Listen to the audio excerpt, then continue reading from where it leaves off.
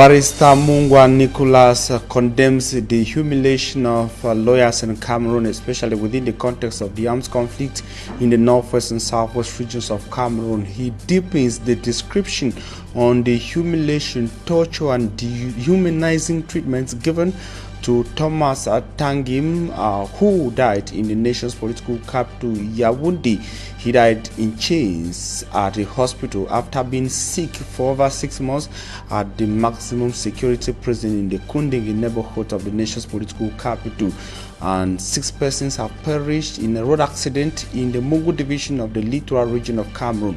Also in this newscast, we take you to Limbe in the southwest region of Cameroon, where yet to be identified individuals have set ablaze road construction machines belonging to the Limbe City Council. Those are the top stories.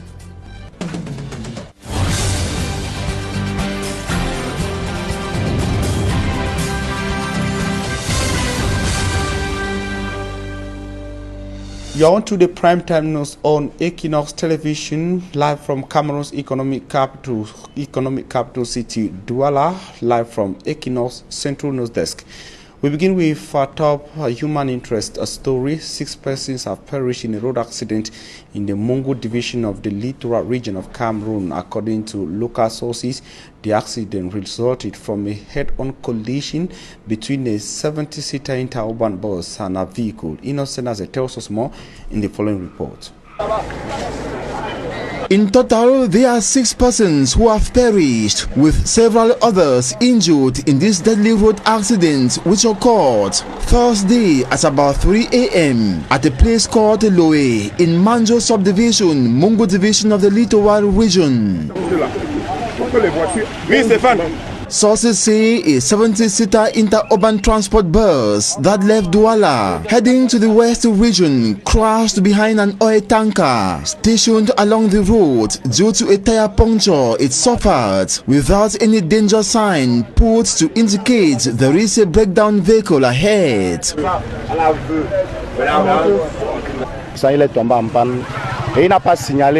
Driver of the bus, who decided to crash behind the tanker that was transporting palm oil, did so to avoid a head-on collision with an oncoming bus. The violent crash resulted to spillage of palm oil from the tanker. Locals stormed the accident scene with containers fetching the spilled palm oil on the tar, mud and bush for possible home consumption and other unknown purposes.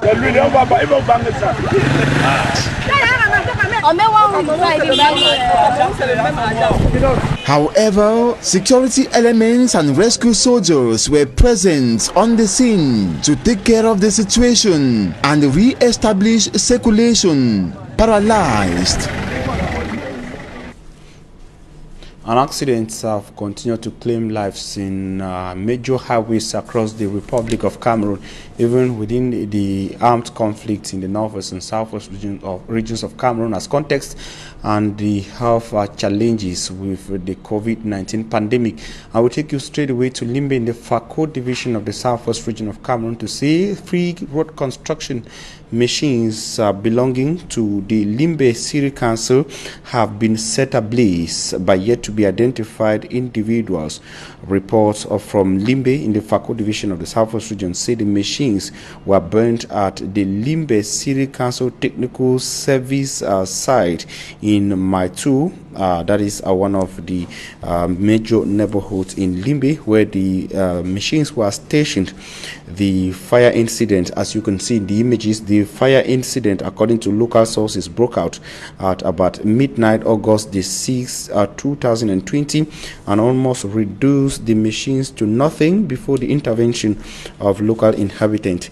The senior divisional officer for the Fako division, accompanied by forces of law and order, went to the site yesterday to assess the situation, but those responsible for the incident are yet to be identified, according to sources from Limbe.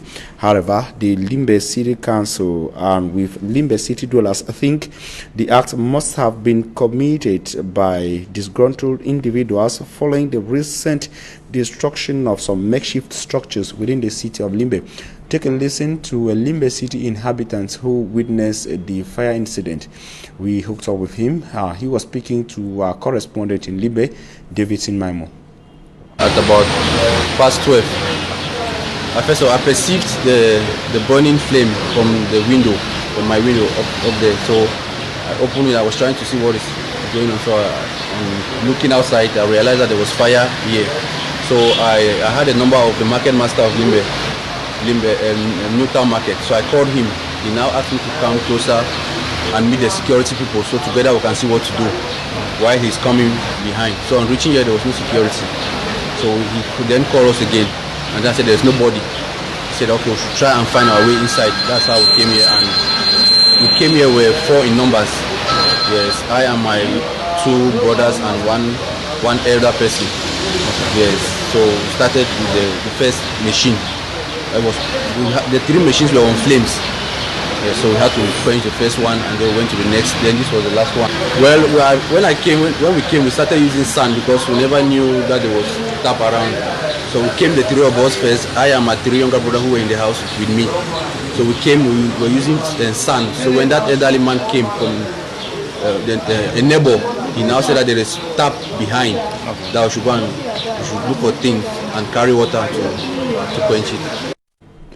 Though some inhabitants in Limbe think or suggest the acts might have been carried out by separatist fighters, others believe it was done by some disgruntled individuals, and it is coming barely a week after the decision of the Limbe City Council to demolish some makeshift structures within the city. And the inhabitants who witnessed the scene says they saw nobody around when the fire incident started. Listen to him once again in the following extract. Nobody, there was nobody. So they actually asked us to force him to look for our way to come inside because there was nobody. We stood outside the gate for almost 5 minutes, but there was nobody. Was the gate locked? It was locked. The gate was locked from behind. Okay. We had the police people who came later, and the city mayor came in that night. Yes, but before he came, the security officers were here while we were doing the job.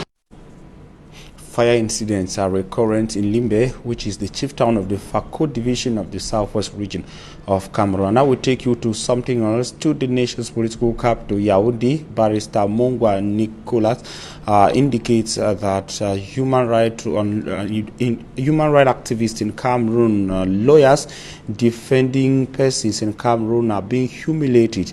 He was speaking within the context of the demise of Tangim Thomas, alias Patom, a detainee of the Anglophone crisis who died in a hospital in the nation's political capital, Yaoundé. Should be recorded that he was sick for over 6 months in detention, and efforts by family members to get him to hospital were thwarted, according to family members who were speaking to Equinoxe Television and radio in the nation's political, or rather the nation's economic capital city, Douala. Take a listen to Barrister Nico in the following extract.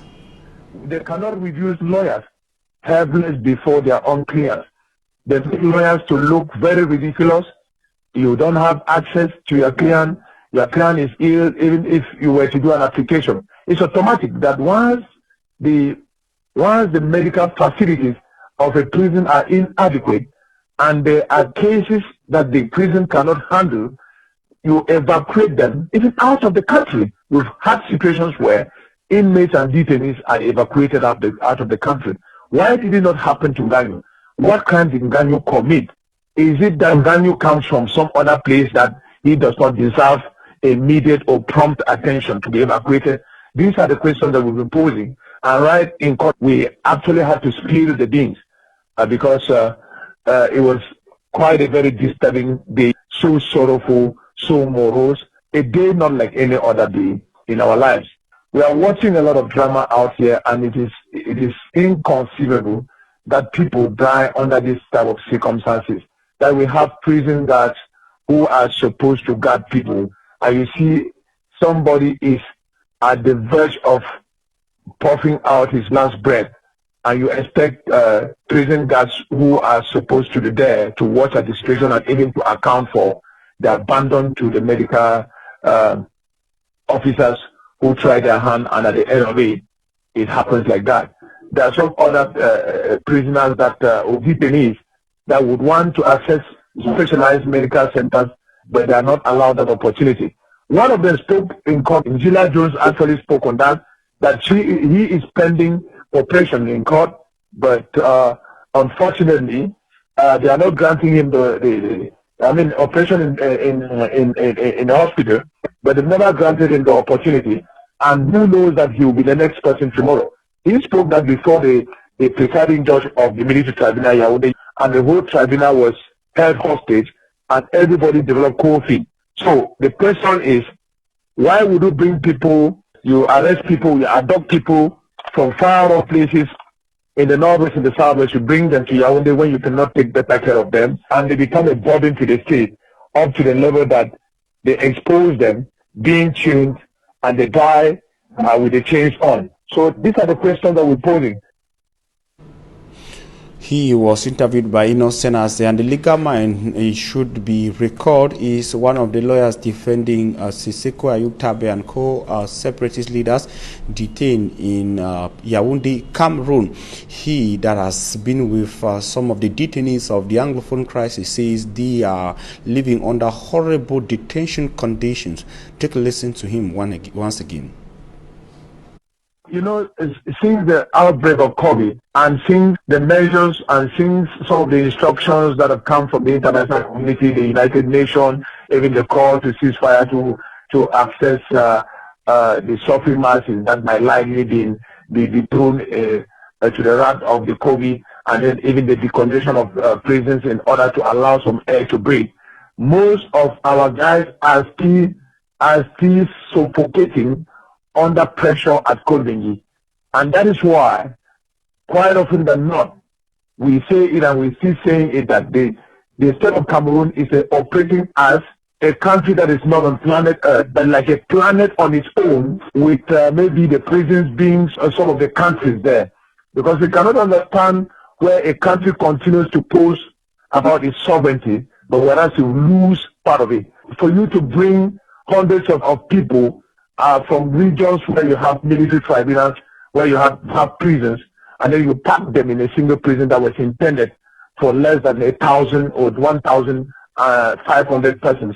It is now about 7,000, even despite the fact that some window blind and cosmetic measures were taken, saying they decongested because they got international instructions that were binding to everybody. More and more things are happening inside there.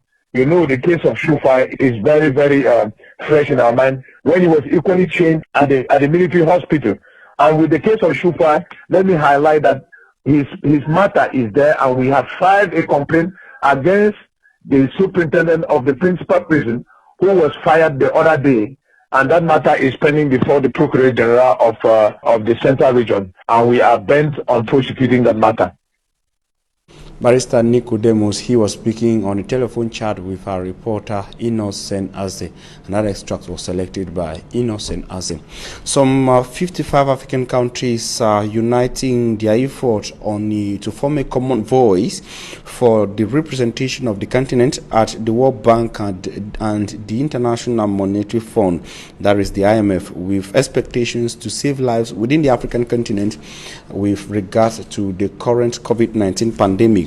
The questions and issues were raised under 5 key points during the opening ceremony of the 2020 Africa Caucus meeting of World Bank and IMF experts in Yaoundé, Cameroon. Equinoxe Tv has the rest of that story. It is in the context of the COVID-19 pandemic that the 2020 edition of the African Caucus meeting of the World Bank and International Monetary Fund holds in Yaoundé, Cameroon, via video conference with the head of state, represented by Prime Minister Joseph John Goute. Minister Alamin Usman May assisting his colleague, Minister Luis Paul Motaze, president of the 2020 gathering of the 54 governors from both financial institutions, says Le premier aspect, they will work relentlessly on the 5 key subject matters drafted from this virtual gathering, notably save lives through fights against COVID-19, preserve well-being of the populations, safeguard productivity and employment, as well as protect Africa's human capital in the face of the COVID-19 pandemic. et la gouvernance en pareille circonstance de crise. According to Minister Luis Paul Motaze, Le caucus africain se tient parce que the African Caucus meeting also aims at uniting the 54 governors to speak in one voice before meeting with international financial institutions. les institutions financières internationales. In this oneness, the governors need to enhance Africa's fight against the COVID-19 pandemic.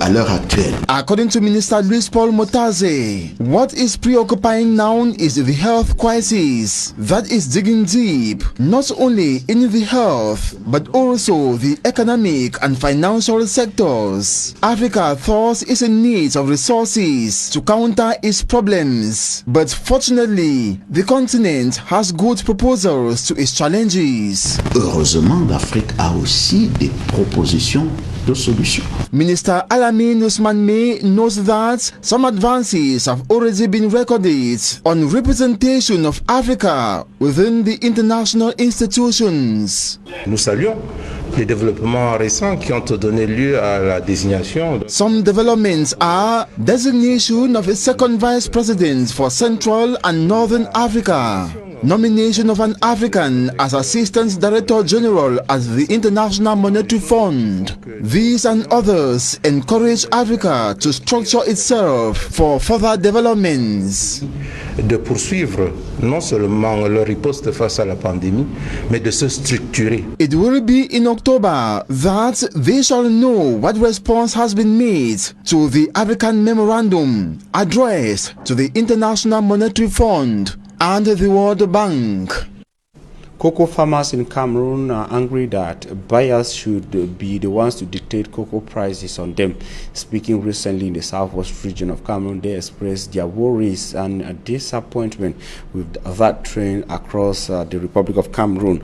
And of course, cocoa agro-business expert Equinoxe Divine was also speaking recently during the ceremony to hand bonuses to some cocoa farmers within Cameroon. They gathered in the southwest region, as Derek Jato tells us in the following report.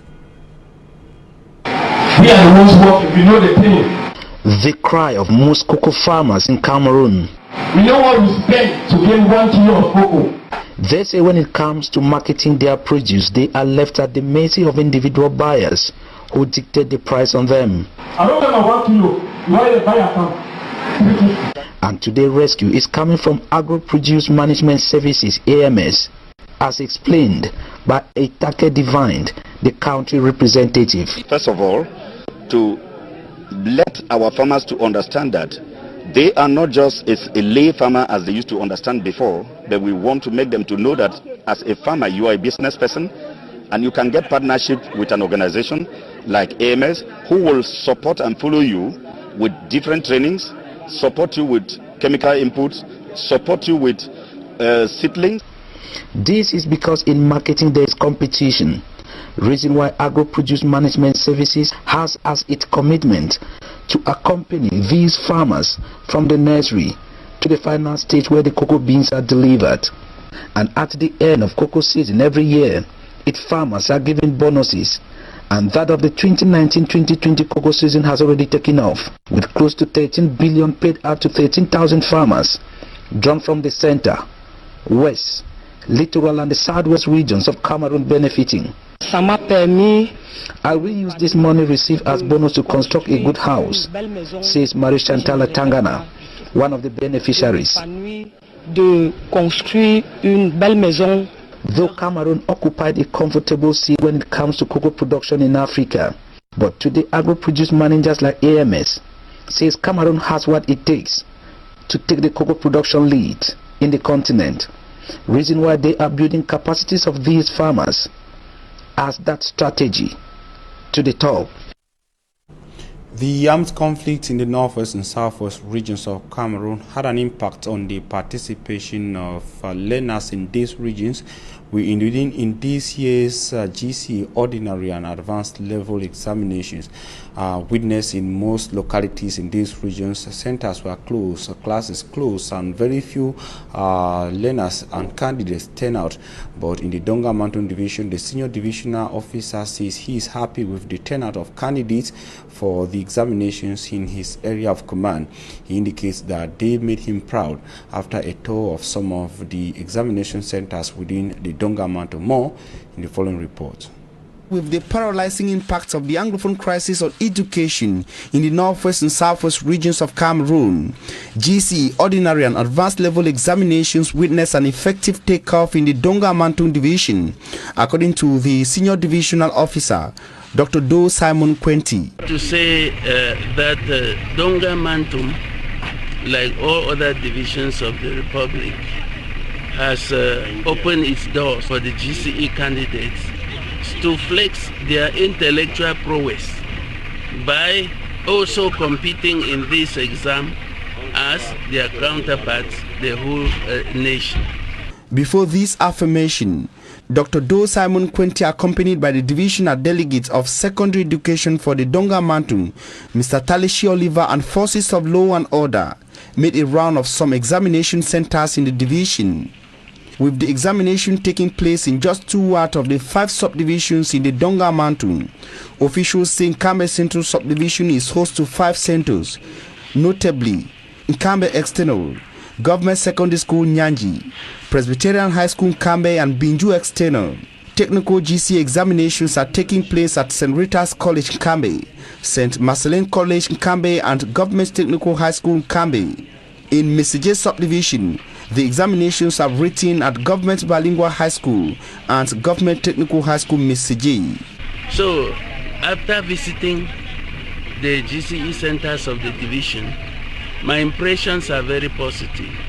The children are writing the exams with all optimism, with all confidence, with all courage, and with all determination to give us the results we desire. The senior divisional officer says his presence in the field was to boost the morale of candidates writing in a challenging health and security context. 26 candidates in Nkambe were absent out of a total of 1,097 registered candidates, according to officials. The same opinion came from the #1 man of the southwest region of Cameroon, Governor Bernard Okalia Bilai. Made a round of some examination centers within Boya and the southwest region, but he focused on centers within the Fako division. More of Derek Jato.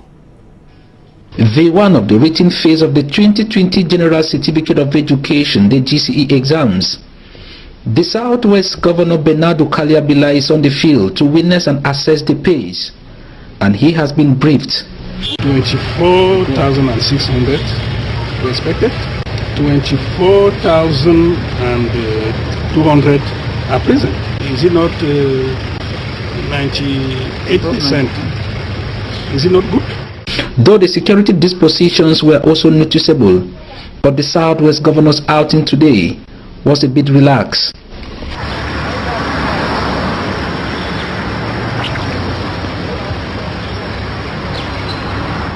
And while congratulating these candidates for taking charge of their future, Southwest Governor called on the parents of these candidates to be supportive. In the midst of COVID-19, the barrier measures were also respected in all the written centers around Boya. And of course, that's where we end this edition of news. Coming up is Talking Point.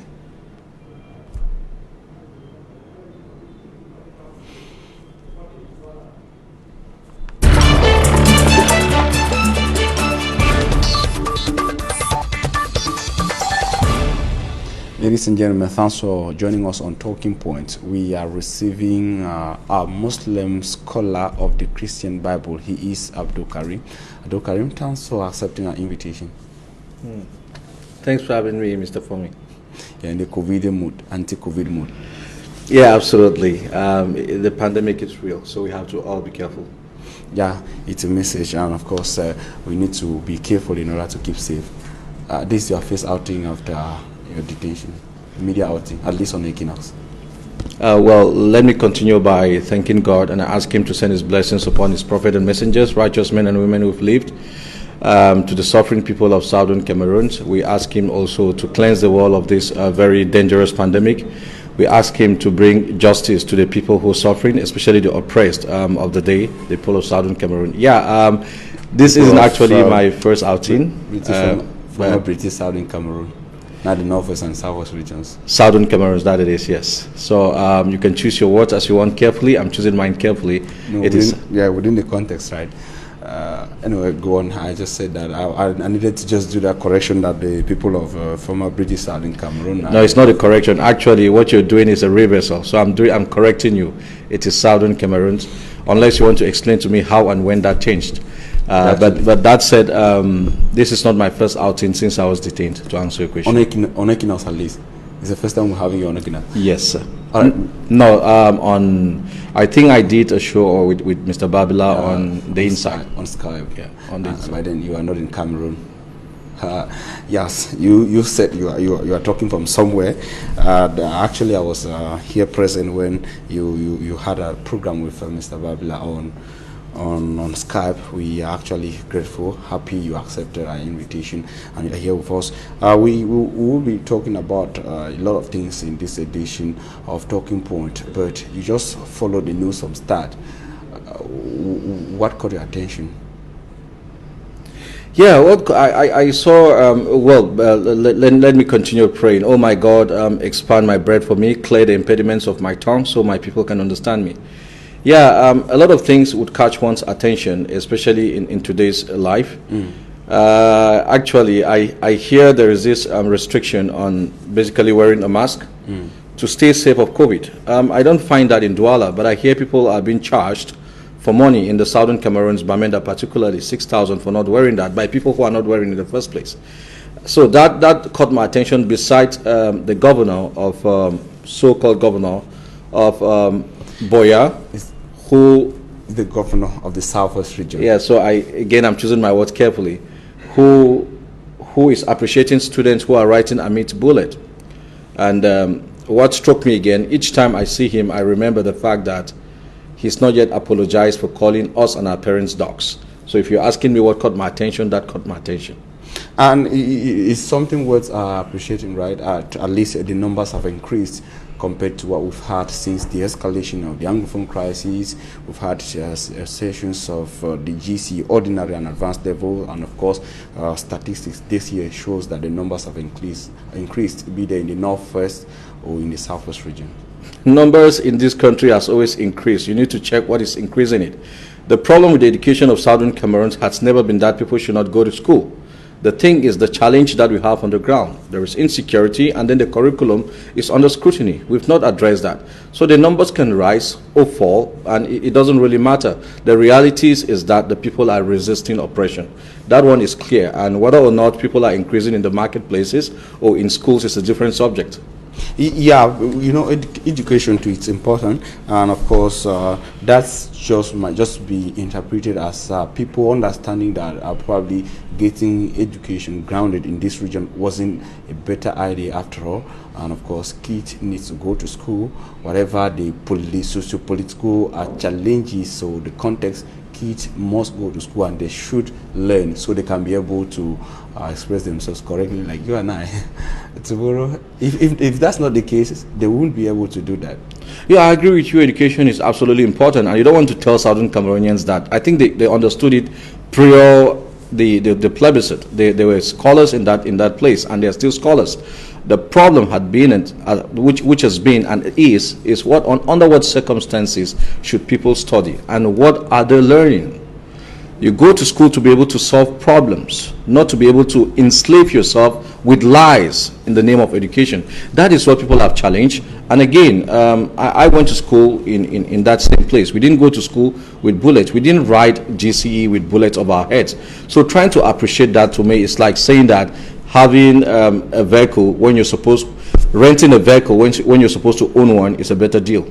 And you know, our discussion actually will have to center on the issues in these regions.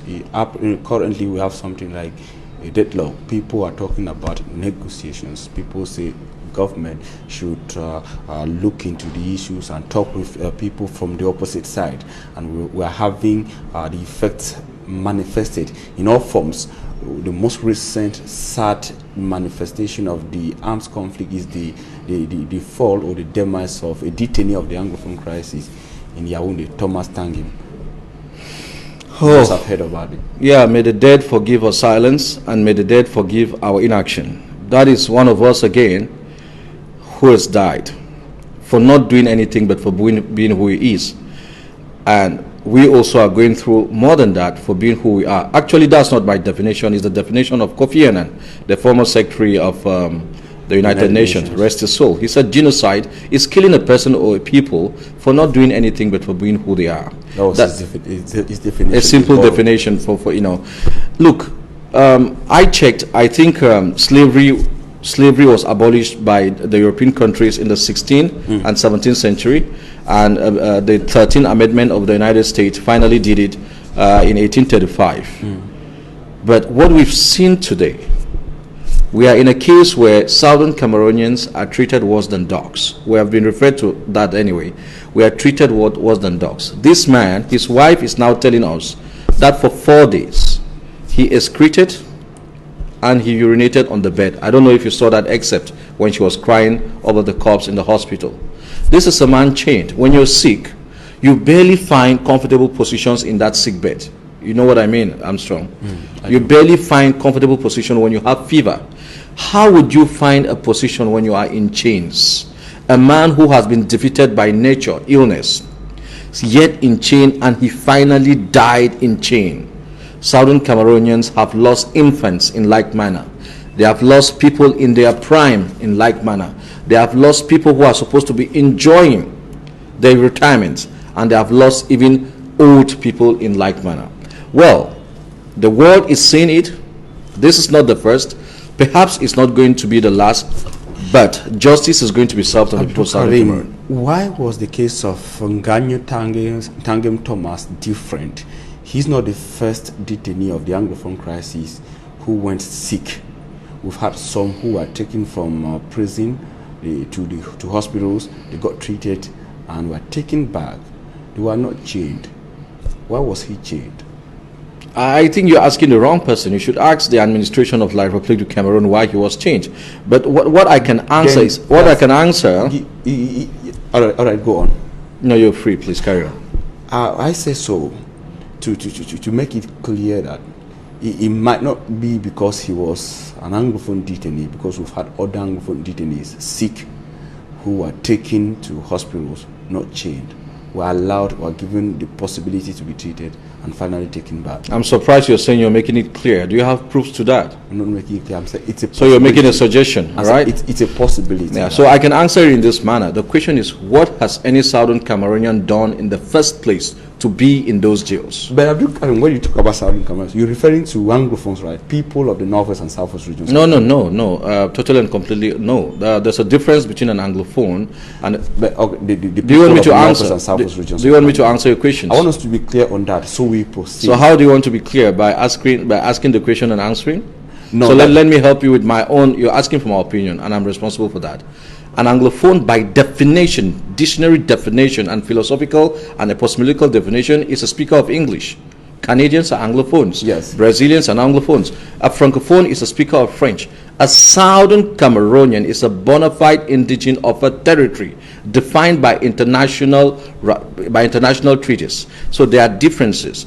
All, in my opinion, all Southern Cameroonians by language are Anglophones, but not all Anglophones are Southern Cameroonians. We have many Francophones who have adopted the culture and they are living in Southern Cameroons. They can comfortably be termed Anglophones, but when it comes to that definition of a sovereign territory, they will fall short of the definition of being a Southern Cameroonian. That was then, right? That was then, because it is now. There was actually German Cameroon. German Cameroon, and let me clarify that. Germany did, tell me the flag of German Cameroon. Germany had an empire that included Gabon, Equatorial Guinea, Chad, and so on. If you're saying this, then Italy can go back and claim the entire Europe and Israel because the Roman Empire controlled that. We're actually looking at the evolution. Things so the evolution would start from when boundaries were defined. And for this one, you need to go to 1914. All right, you were talking about the situation of Thomas. You know, it will help us a lot. We had something important on the table. Yeah, Thomas. Yeah. I said it will probably be that his situation was different. We are looking at all possibilities because it's on an as different as that of Wazizi, right? One will not understand. Somebody like me finds it difficult to understand why somebody will be sick for 6 months. Do you understand why? Do you understand why finally taken to the hospital? Do you understand why a baby was poured in oil in Kendem in 2018? Do you understand why baby Mata was killed? A lot of those things have happened in the north. So, because you're saying you don't understand, and I agree with you, it beats all of our imaginations. Why someone would be beaten by nature and still be in chain, irrespective of what they did, still be in chain at that level, irrespective. Let's assume he was an outright criminal, but I mean, we can have people securing the environment, including the door, but for the purpose of humanity, let him take full treatment. And no one can be taking full treatment in chains. It's true, but now with all this, we will continue to wonder, to say we can't imagine these kind of atrocities, we can't imagine this if the situation continues like this. And now to move out of it, some are talking about the need, the necessity for the government and the opposite side or the belligerent parties to negotiate. In your opinion, what form of negotiation will suit the possibility of moving out of this impasse? Oh yeah, that's beautiful, and that's exactly why Southern Cameroonians have been resisting since 1961 and escalating in 2016. The purpose is to talk. They have never wanted to fight. They have never wanted to talk because they want to fight. The reverse has been true. The only reason they have fought and are fighting is because we want to talk. Therefore, there is a table that has been set in place by the international community, championed by Switzerland and backed by international bodies like the United Nations and other countries like Canada, like the UK, like the United States of America. Southern Cameroonians have been on that table for over a year, waiting to do what? To talk. Let's get to definitions of simple terms regarding the question. You're asking about negotiations. What are negotiations, or what is a negotiation? It's simply a means by which problems are being settled. Differences are being settled. It's a process by which people get into compromise or into agreement. So basically, my little knowledge about it is that it has six stages. The first one is preparation, and the last one is implementation of course of actions. So there are 4 in between. This is what Southern Cameroonians have been clamoring for. And you're asking the question, what form of negotiation? It is an international form of negotiation. It is a case between 2 territories that has to be resolved. This is why the world has called for a negotiation without any preconditions. And Southern Cameroonians yielded to that call, and they are sitting and waiting for, like you say, the belligerents to come and negotiate. Discuss and negotiate. The beauty with negotiation is that the process encourages a settlement of problems without disputes and arguments. That is why there is a mediation. There is someone in the middle mediating, so that, like you said, and who is this in this context? In this context, Switzerland. Switzerland is the mediating country. To mediate. In this case, yes. For what we have now. And I'm not here saying that Switzerland is the only country that can do this, but for right now, they are the ones who have offered and have been supported by the international community. And the other party is not accepting to come to the table. Who is the other party? You talked about one of the belligerent parties who is ready to negotiate. La République du Cameroon. Yeah, I will not make a statement. La République du Cameroon. That is the name of the country. That is the name in the UN, anyway, La République du Cameroon. So, yeah, we're speaking in English anyway, you can say the Republic of Cameroon. Yeah, it's better for me to call it in French. So, because it's a French country and the name was given in French, the Republic of Cameroon is only a translation. So, what I'm saying is that I wouldn't say for them that they have refused to come, but they are not yet there. Okay. But absolutely, we know that they have tried to delay it with other things like the Grand National Dialogue. But ultimately, whether I'm dead or alive, whether the people whose names are on the board today are dead or alive, La République du Cameroon is going to sit on a round table as equals, face to face with the people of Southern Cameroon, and talk about the root causes of the problems. So that will happen. So we can move out of it. That is the only way to move out of it. Thanks very much, Abdul Karim Ali. You are a Muslim scholar of the Bible. It was a wonderful chat with you. Thank you very much. And dear Southern Cameroonians, please do not neglect the pandemic. It is real, it is killing people, and it's killing even black people. Stay safe and keep well. There you go again, and of course, referring to the people of the northwest and southwest regions of Cameroon. Ladies and gentlemen, thanks very much for your kind attention. Stay with Équinoxe Television. Interesting programs continue.